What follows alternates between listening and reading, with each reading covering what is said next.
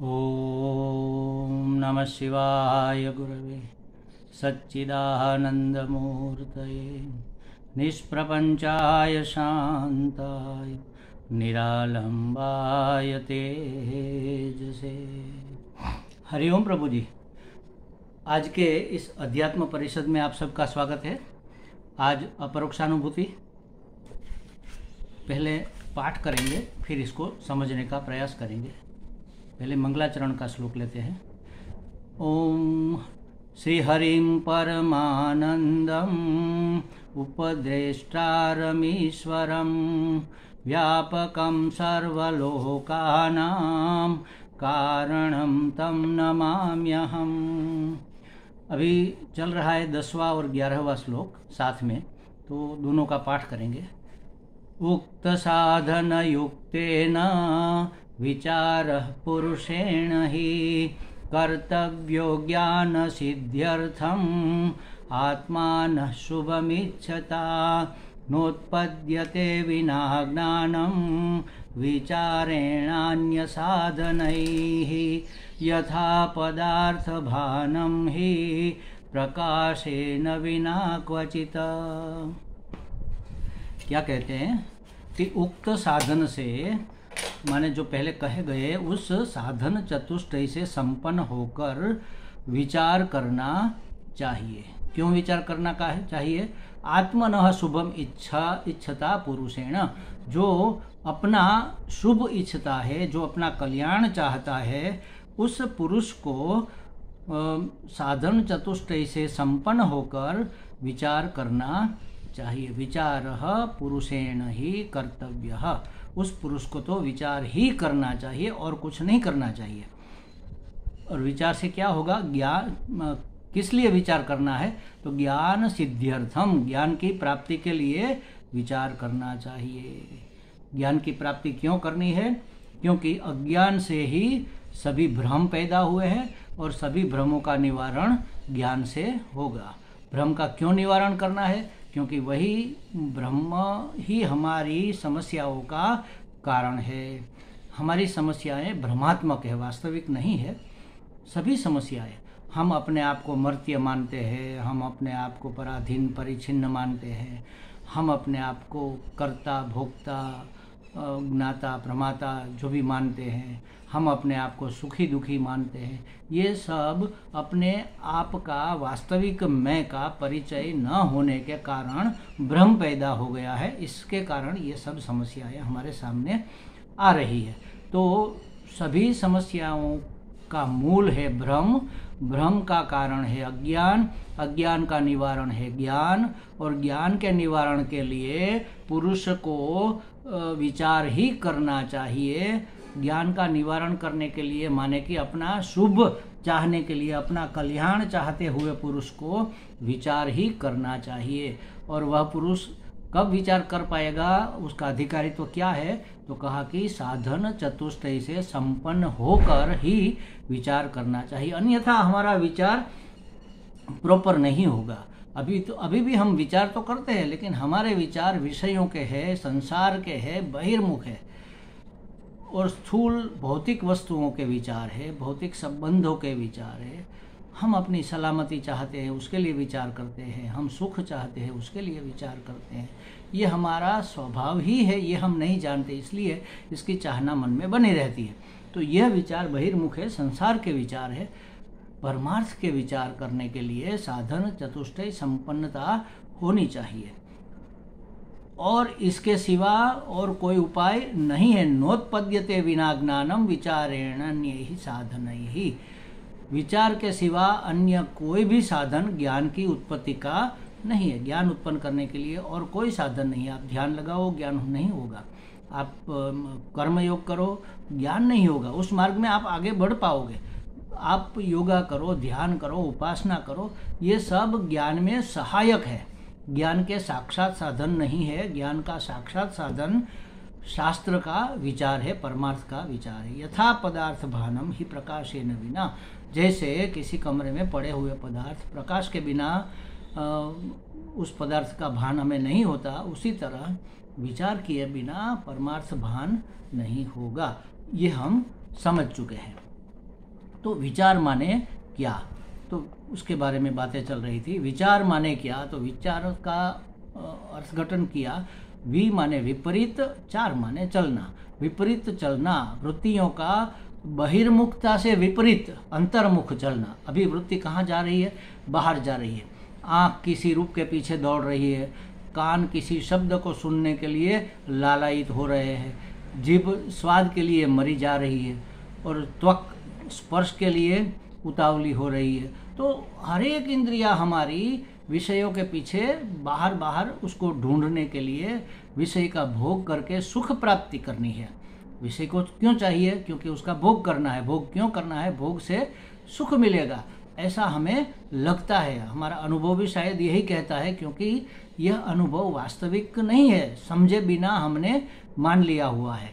तो जो बहिर्मुख विचार वृत्ति है, हमारी वृत्ति बहिर्मुखता से विपरीत हो जाए, माने अंतर्मुख हो जाए, और अंतर्मुखता का प्रवाह चलना शुरू हो जाए, उसी को विचार करना कहते हैं। अंतर्मुखता का प्रवाह चलना वृत्ति का, उसी को जैसे समझे विषय को देखने के लिए, जैसे हमारी आँख रूप को देखने के लिए बाहर दौड़ी जा रही है, जैसे खुशबू को सूंघने के लिए हमारी नाक तत्पर है, जैसे स्वाद को चखने के लिए हमारी जीभ लालायित है, लार टपका रही है। क्यों, क्योंकि वहाँ पर हमें सुख का आभास हो रहा है। सुख नहीं मिल रहा है, सुख का आभास हो रहा है। और आभास ये प्रतिभास है, जहाँ वास्तविकता है उसका जो प्रतिभास है, उसका जो प्रतिबिंब है, इसी को तो आभास कहते हैं। तो सुख हमारे अंतःकरण में, हमारे अंदर, हमारे हृदय में, हमारे भीतर ही रहा हुआ है। उस सुख को प्राप्त करने के लिए हम विषयों के पीछे दौड़े जा रहे हैं। अंतर्मुख होकर विचार करना चाहिए कि इन विषयों को, माने कि भोग्य पदार्थों को जानता कौन है। अंतर्मुख होकर विचार करना माने क्या करना, तो उसके स्टेप के बारे में हम बात कर रहे थे कि जैसे समझो हमने एक सुंदर दृश्य देखा, हमारे मन को बहुत अच्छा लगा, हम खुश हो गए। जैसे एक फूल देखा तो हम क्या करेंगे, सिर्फ देख के नहीं रह जाएंगे, उसको उसके पास जाएंगे, उसको छुएंगे, उसको सूंघेंगे, और सूंघने से हमें अगर आनंद आ गया कि वाह बहुत बढ़िया खुशबू है, बहुत सुंदर रूप है, बहुत मुलायम स्पर्श है, तो फिर उस फूल को हम ज़्यादा भोगने के लिए, ज़्यादा उसका स्पर्श सुख मिले, उसकी ज़्यादा सुगंध मिले, उसका ज़्यादा दर्शन हो, उसके लिए हम उसको तोड़ लेंगे। तो ये हिंसा हो गई। किसी भी भोग हिंसा के बगैर हो नहीं सकता, यही तो समस्या है महाराज। तो जब हम बाहर किसी पदार्थ को जानते हैं, देखा फूल को, माने कि जाना हमने फूल को, तो हमें फूल को किसने जाना यह सोचना है। फूल को जानता कौन है या फूल को भोगता कौन है।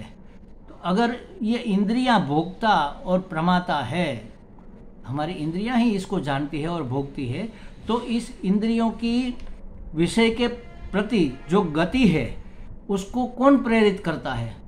केनेशितम पतति प्रेषितम मनः, मन को विषयों में कौन लगाता है, कौन प्रेरणा देता है विषयों को, विषयों की ओर जाने के लिए मन को। आँख को कौन प्रेरित करता है कि रूप के पीछे भागो, तो उसका प्रेरक कौन है, उसका प्रेरणा देने वाला कौन है। इंद्रियों को माने ज्ञानेंद्रियों को, आँख को, कान को, नाक को प्रेरित करने वाला कौन है। तो कहा कि भाई आँख को, नाक को, कान को, इन सभी ज्ञानेंद्रियों को प्रेरित करने वाला तो मन है।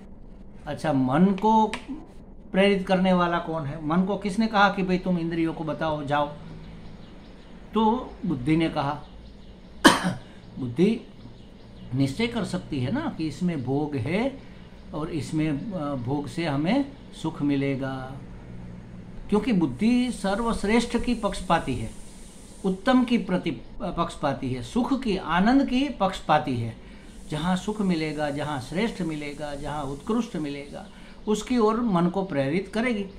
मिलेगा कि नहीं मिलेगा ये बाद की बात है, लेकिन बुद्धि को लगता है कि यहाँ से मिलेगा तो मन को प्रेरित करेगी। तो बुद्धि मन को, बुद्धि प्रेरित करती है, मन को उत्तेजित करती है, उत्तेजित करती है, प्रेरित करती है माने उत्तेजित करती है, चलित करती है। तो मन को उत्तेजित कौन करता है, बुद्धि करती है। मन बुद्धि को उत्तेजित कौन करता है? तो प्राण करता है, क्योंकि क्रिया में प्रवृत्त तो हमें प्राण ही करता है। और प्राण को प्राणित करने के लिए कौन बाध्य करता है? किसके कारण प्राण प्राणित हो रहे हैं, मतलब प्राण ले रहे, दे रहे, जा रहे? तो वह चैतन्य है। प्राण से ही वाणी निकलती है। वाणी का प्रेरक भी प्राण ही है। तो प्राण को प्राणित कौन करता है, उसको प्रेरित कौन करता है, उसको जानना चाहिए। तो वह चैतन्य है। इसको कहेंगे रिवर्स ड्राइविंग। ये शब्द हमने समझा था। तो रिवर्स ड्राइविंग थोड़ा कठिन तो होता है। पीछे गाड़ी को लेना कहीं ना कहीं ठुक ही जाती है। जब मैं गाड़ी सीख रहा था, या तो शुरू में जब मैं गाड़ी चलाना सीखा था, और कोई तो दिक्कत नहीं आ रही थी, किसी भी ट्रैफिक में भी चला जाता, हाईवे पर भी जा सकता था, कॉन्फिडेंस भी था। लेकिन जब गाड़ी को पीछे लेना होता है तो कभी ना कभी गाड़ी टकरा ही जाती है किसी न किसी चीज़ से, क्योंकि पीछे का सब पूरा का पूरा तो दिखता नहीं, अनुमान से हमें पीछे चलना पड़ता है। तो इसी तरह हमारी वृत्तियों का रिवर्स ड्राइविंग थोड़ा कठिन तो लगता है, लेकिन ये अभ्यास के अनंतर सहज हो जाता है। अभ्यास करते करते हमें ये सहज हो जाता है। बचपन में हम एक खेल खेला करते थे, जैसे पकड़ दाव होता है। एक लड़का भागा और सब लोग भागे, उसके मित्र खेलने वाले, और एक लड़का उसको पकड़ने जा रहा है। तो ये तो होता था। लेकिन एक और खेल था कि बड़ा सा सर्कल बनाया, उसके अंदर 2-3-4 लड़के खेल रहे, एक लड़का दाव दे रहा है, उसको दौड़कर उन लोगों को पकड़ना है, या तो सर्कल से बाहर कर देना है, बाहर निकल गए आउट हो गए, या तो छू लिया तो आउट हो गए। लेकिन दौड़ के नहीं पकड़ना है, पीछे दौड़कर, उल्टा दौड़कर पकड़ना है। तो शुरू में तो क्या होता था, जब बच्चे थे, शुरू में ये सब जब खेल हमने शुरू किया तो पीछे दौड़ते हुए गिर जाते थे, फिर खड़े होकर फिर दौड़ने लगते, फिर गिर जाते, फिर खड़े होते, फिर दौड़ते, फिर ऐसा अभ्यास करते करते महाराज एक दिन हमें इतना अभ्यास हो गया कि चाहे कितना भी दौड़े, कितना लंबा दौड़े, कितना जल्दी दौड़े स्पीड से, लेकिन हम गिरते नहीं थे।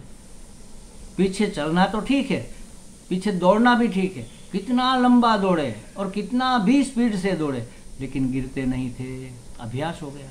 तो उसी तरह मन को, माने कि मन की वृत्ति को रिवर्स ड्राइविंग करके अंदर अंदर ले जाने का जो कठिन लग रहा है अभी, वह अभ्यास से ये आसान हो जाएगा, सहज हो जाएगा। आसान माने बिल्कुल सहज हो जाएगा, हमें लगेगा ही नहीं कि हम उल्टा अभ्यास कर रहे हैं।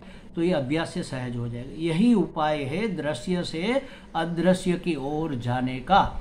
जो सामने दिख रहा है, बिल्कुल हमारे सामने जो है वह दृश्य है, और दृश्य के पीछे दृश्य को प्रकाशित करने वाला या तो दृश्य को देखने वाला जो दृष्टा है वह दिख नहीं रहा है, वो अदृश्य है।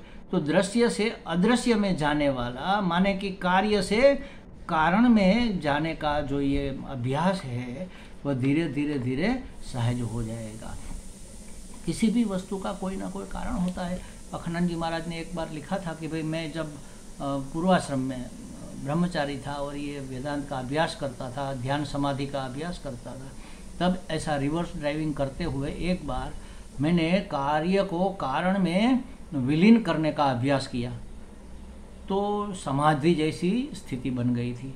कैसे किया कि जैसे समझो ये सब जो दिख रहा है क्या है, ये सब मिट्टी के पुतले हैं, मिट्टी से बना। हम कहते हैं ना कि भाई ये मिट्टी ही मिट्टी है, और है क्या, ये शरीर क्या है, मिट्टी का बना हुआ है। मिट्टी माने अन्न का बना हुआ है, अन्न तो मिट्टी से पैदा होता है। तो इस शरीर को अन्न में विलीन कर दो। जन्मे थे इतने से थे, उससे पहले तो एक जल का बूंद मात्र थे हम। उस बूंद में से गर्भ हुआ, गर्भ में से बच्चा हुआ, बच्चा फिर धीरे धीरे खाते पीते बढ़ता गया। तो अनाज खाते पीते बढ़ता हुआ यह शरीर वास्तव में अनाज का ही एक रूप है। तो अनाज कहाँ से आया? तो ये तो पृथ्वी से आया। तो इसका मतलब ये हुआ कि अनाज पृथ्वी का रूप है। पृथ्वी ने लिया हुआ एक आकार, एक नाम, एक रूप, वह अनाज है। पृथ्वी क्या है? तो पृथ्वी तो जल का ठोस रूप है, जल ने लिया हुआ ठोस रूप है। तो पृथ्वी मान लो कि वह जल ही है, वैसे ठोस रूप में हो चाहे तरल रूप में हो, है तो जल ही। जैसे बर्फ है या जल है तो भाप ही, वायु ही है। भाप जमकर जल हो गई, जल जमकर बर्फ हो गया, उसी तरह जल से ये पृथ्वी जमकर पृथ्वी हो गई है। तो जल क्या है? तो जल अग्नि का विकार है, अग्नि का ठोस रूप है। अग्नि माने प्रकाश कह लो, अग्नि कह लो। तो उस अग्नि, जैसे समझो हमारे यहाँ उदाहरण देते हैं कि कसरत की हमने, या तो दौड़कर कहीं से आए तो शरीर में गर्मी हो गई, गर्मी हो गई तो क्या होगा? पसीना होगा, तो गर्मी से पानी निकलेगा, मतलब कि अग्नि से जल पैदा होता है। तो जल वास्तव में अग्नि का विकार है। तो जल को अग्नि में विलीन कर दो, माने कि मान लो कि वह अग्नि ही है और वास्तव में भी है। तो अग्नि कहाँ से आया? तो हवा से आया। हवा के संघर्ष से अग्नि पैदा होती है। कहीं भी घर्षण होता है तो अग्नि पैदा होती है। तो हवा कहाँ से आई? हवा आकाश से उत्पन्न हुई, ऐसा शास्त्र में बताया गया है। तस्मात् आत्मनः आकाश संभूत। आत्मा आकाश रूप में अभिव्यक्त हुआ। आकाशात वायु, आकाश में वायु पैदा हो गई। तो वायु आकाश का विकार है, आकाश का कार्य है, कारण आकाश है। आकाश क्या है? तो आकाश कहाँ से आई है? आत्मा से। तो आत्मा आकाश का कारण है और आकाश कार्य है, आत्मा कारण है। और आत्मा का कारण कौन है? इसका कारण कोई नहीं है, इसका कोई बाप नहीं है। आत्मा तो है ही है, जो नहीं होता वह होता है, पैदा होता है। लेकिन जो होता ही है, जो कभी विलीन ही नहीं होता, जो मरता ही नहीं, तो वो जन्मता भी नहीं। तो आत्मा तो अजर अमर अखंड एक रस आनंद स्वरूप सच्चिदानंद स्वरूप है। तो मैं कौन हूँ भाई? तो मैं जो अनाज का विकार था, अनाज जो पृथ्वी का विकार था, पृथ्वी जो जल का विकार थी, जल जो अग्नि का विकार था, अग्नि जो वायु का विकार थी, वायु जो आकाश का विकार था, आकाश जो आत्मा की अभिव्यक्ति थी। तो मैं आत्मा हूँ। अगर मैं आत्मा हूँ तो न तो मेरा कोई विकार हो सकता है, न तो मेरा कोई कारण है, न तो मेरा कहीं आना है, न तो कहीं जाना है। सब कुछ पंच महाभूत से बना हुआ है। तो पंच महाभूत का कारण तो मैं हूँ, आत्मा है। तो मैं ही मैं हूँ और मेरे सिवा और कुछ भी नहीं है। ये ऐसा अभ्यास एक बार स्वामी अखंडानंद जी महाराज ने किया था। ये रिवर्स ड्राइविंग है, रिवर्स प्रोसेस है। तो इस तरह से हमें विचार करने चाहिए, कारण से कार्य की ओर, दृश्य से अदृश्य की ओर। जो व्यक्त है हमारे सामने, उससे अव्यक्त परमात्मा तक पहुंचने का यही उपाय है। पदार्थ से परमात्मा की प्राप्ति करने का, पदार्थ से परमात्मा में प्रवृत्त होने का, विनाशी जो हमारे सामने दिख रहा है सब विनाशी है, तो विनाशी से अविनाशी की उपलब्धि करने का यही एक उपाय है। ये सब जो है आरोप है। तो आरोप का कोई अधिष्ठान होता है, आरोप से अधिष्ठान को पहचानने का यही एक उपाय है। विचारः कर्तव्य। कैसे विचार करें? अंतःकरण शुद्ध करने के बाद, वरना क्या होगा? अशुद्ध अंतःकरण में शुद्ध विचार कैसे आएंगे? अपवित्र बुद्धि है जो रजस तमस से समृद्ध है, वह तो संसारोन्मुख रहेगी, संसार की ओर अभिमुख रहेगी। राजसिक तामसिक बातें ही उसके दिमाग में आएगी, उसकी सोच में आएगी, उसके विचार में आएगी। जब तत्व शुद्ध सात्विक है तो सबसे पहले बुद्धि को भी हमें शुद्ध सात्विक करने के लिए विवेक, वैराग्य आदि षटक संपत्ति और मुमुक्षुता साधन चतुष्टय से संपन्न करना होगा। कल या परसों ये बात हुई थी कि बुद्धि को, माने कि अंतःकरण को, पूरे मन कह लो, बुद्धि कह लो, अंतःकरण कह लो, चित्त कह लो, चित्त शुद्धि बोला जाता है, बुद्धि शुद्धि भी कहा जाता है, मनस शुद्धि भी कहा जाता है, अंतःकरण शुद्धि भी कहा जाता है। सब एक ही है, सबको शुद्ध करना है। अंतःकरण शुद्ध करना है मतलब कि उसमें से राग द्वेष को हटाना है। राग द्वेष, काम क्रोध लोभ मोह मद मात्सर्य सब हटा देना है। तो यह हटाने का एक काम करना है। उसको हटाने के बाद भी अंतःकरण में थोड़ी बहुत उसकी गंध रह जाती है, परछाई रह जाती है। जैसे हमने कल कहा था हिंग है, तो वह जिस डिब्बे में हम भरते हैं उसको धोने के बाद भी उसकी गंध उसमें रह जाती है। तो उसको पवित्र करना पड़ेगा, उसकी गंध को मिटाना होगा। जैसे मटकी में दही जमाते हैं तो 1 दिन 2 दिन 5 दिन 15 दिन जमा एक ही मटकी में धोने के बाद भी उसमें से दही की, दूध की या छाछ की खट्टी खुशबू उसमें से आएगी। तो उसको गर्म पानी से साफ करके फिर अग्नि में तपाना पड़ेगा, तब उसकी गंध जाएगी। तो ये हुआ पवित्रीकरण, अग्नि से पवित्र हो जाता है। तो यहाँ अग्नि क्या है? तप ही अग्नि है। तपाना माने तपना, तप अग्नि है। तो कर्मयोग से अंतःकरण की शुद्धि होगी, तप से अंतःकरण का पवित्रीकरण होगा, और उपासना से अंतःकरण माने मन की स्थिरता, एकाग्रता होगी। तो हमें मन को कैसा करना है? शुद्ध, पवित्र और स्थिर। एकाग्र माने स्थिर। ऐसा मन अधिकारी मन माना जाता है, अधिकारी अंतःकरण। ऐसा अधिकारित्व प्राप्त करने के लिए ये 3 उपाय जो हमने कहे, उसके साथ हमें विवेक, वैराग्य, साधन, चतुष्टय संपन्नता भी लानी पड़ती है, संपादन करना होता है। और फिर विचार करेंगे, तब संसार के विचार के बदले हमें परमार्थ के विचार में प्रवेश मिलेगा। वरना हम तो संसार के ही, कहीं पर भी जाएंगे विचार तो संसार के ही हो जाएंगे।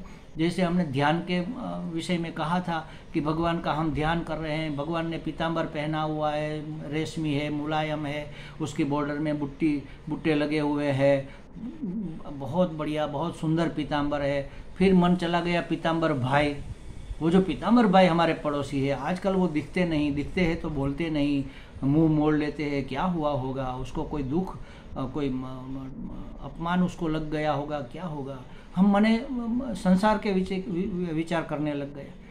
तो अंतःकरण जब शुद्ध नहीं होगा तब मन संसार के अभिमुख रहेगा, और जब अंतःकरण शुद्ध, पवित्र और स्थिर होगा, मन जब शुद्ध, पवित्र और स्थिर होगा तो परमार्थ में प्रवेश पाएगा।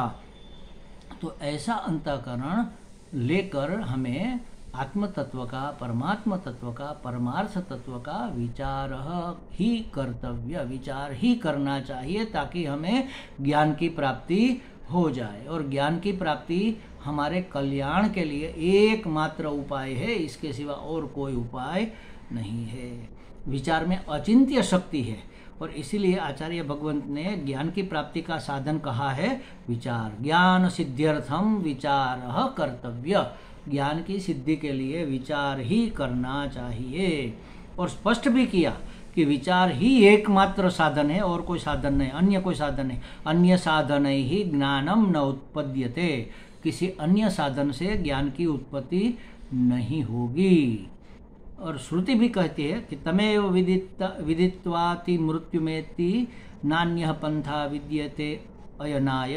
उस ब्रह्म को, उस आत्म तत्व को, उस परमात्मा तत्व को जानने से ही मुक्ति मिलती है, उसके सिवा अन्य कोई उपाय नहीं है। जैसे किसी वस्तु को देखने के लिए प्रकाश जरूरी है, प्रकाश के बिना किसी वस्तु का साक्षात्कार नहीं हो सकता, उसी तरह ज्ञान प्रकाश के बिना आत्म तत्व का साक्षात्कार हो ही नहीं सकता। तो ये आत्मस्वरूप से चराचर व्याप्त होते हुए, आत्मस्वरूप तो हर जगह व्याप्त है, विद्यमान है, उसको वर्तमान करने के लिए विचार कर्तव्य, विचार ही करना चाहिए। और कैसा विचार? ऐसा रिवर्स विचार, मतलब कारण से कार्य में जाने का विचार, दृश्य से अदृश्य में प्रवेश करने का विचार, व्यक्त से अव्यक्त को पहचानने का विचार हमें करना चाहिए। ये जो आरोप हुए हैं उससे वापस मुड़कर हमें अधिष्ठान को पहचानने का विचार करना है। इस विषय में और आगे बातें होगी। हरि ओम। ओम पूर्णमदः पूर्णमिदं पूर्णात् पूर्णमुदच्यते पूर्णस्य पूर्णमादाय पूर्णमेवावशिष्यते। ओम शांति शांति शांति। हरि ओम। श्री गुरुभ्यो नमः। हरि ओम।